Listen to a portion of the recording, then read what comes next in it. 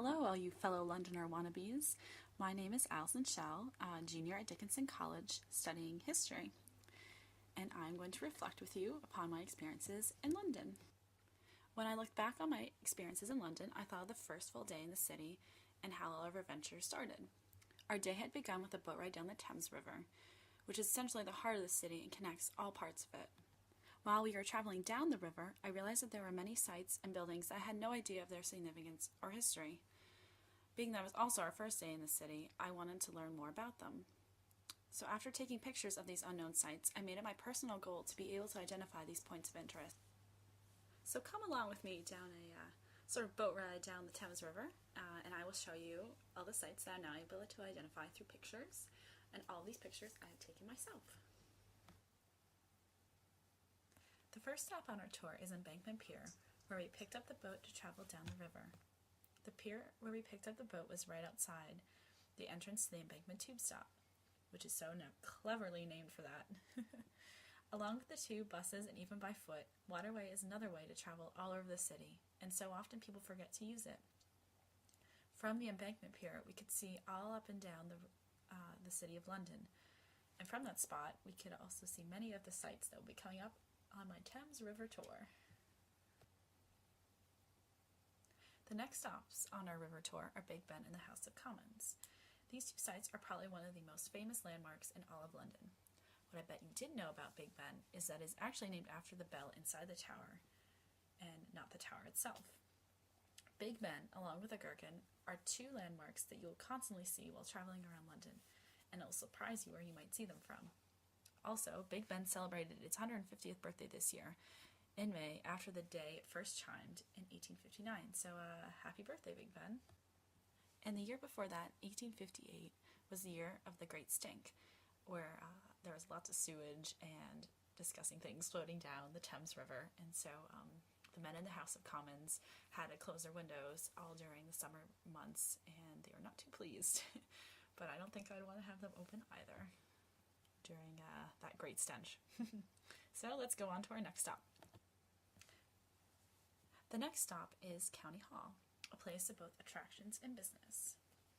This institution I could not recognize at first while traveling down the Thames River, but after walking around London for the weeks I was there, I then could identify it because I was around it all the time. The County Hall is seated right next to the London Eye and overlooks the Thames River. Currently, it houses a permanent exhibit on Dali called Dali Universe and holds over 500 of his works. The Greater London Council also uses County Hall as its headquarters. I did not get to go there during my time in London, but would have loved to. For even being in London for a month, there were still so many things I would have loved to have seen and done. The city is ever-changing, always full of stuff to do, so please take advantage of it.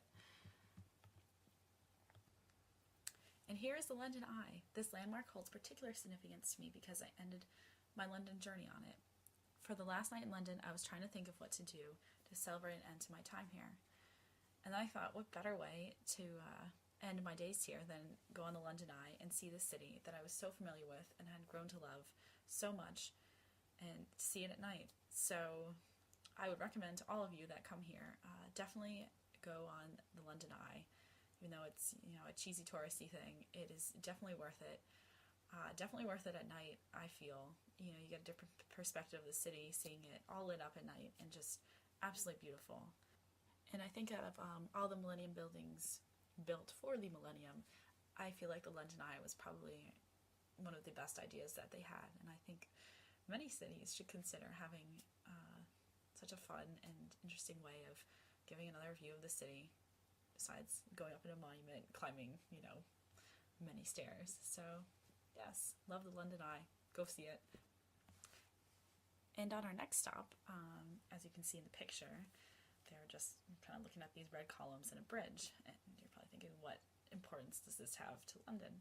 Well, these red columns were a part of an old railway bridge, which is right next to Blackfriars Bridge. Blackfriars Bridge was once named for the William Pitt Bridge after Prime Minister Pitt. But then after that, it was renamed named after the Blackfriars Monastery, which stood near the bridge.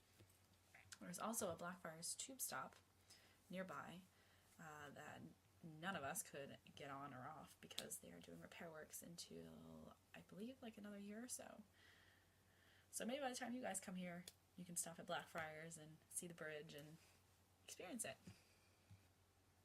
Modern is next, and regardless of whether or not you're into modern or postmodern art, Tate Modern is worth it to browse, if only for an hour. As a lover of art, even